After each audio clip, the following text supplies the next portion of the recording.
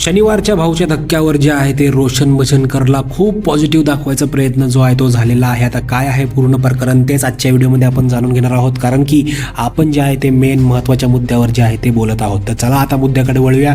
तर मुद्दा असा आहे की रोशन भजनकरला खरंच पॉझिटिव्ह दाखवलं जातं आहे की तो खरंच पॉझिटिव्ह आहे.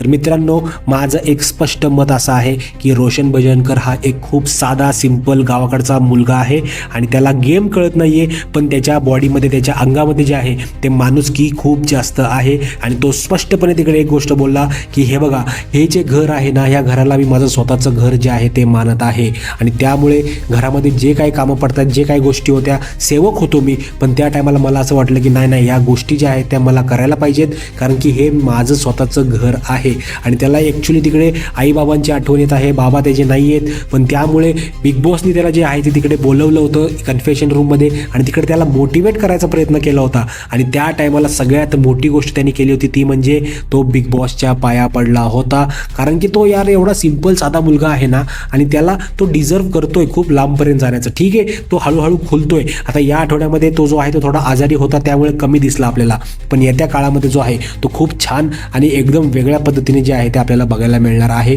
त्यामुळे रोशन भजनकरला पॉझिटिव्ह नाही केलं जाते. तो ॲक्च्युअलमध्ये पॉझिटिव्ह माणूस आहे आणि एकदम साधा सिंपल आणि मनातून एकदम निर्मळ असा व्यक्ती जो आहे तो रोशन भजनकर आपल्याला बिग बॉसच्या घरात बघायला मिळतोय.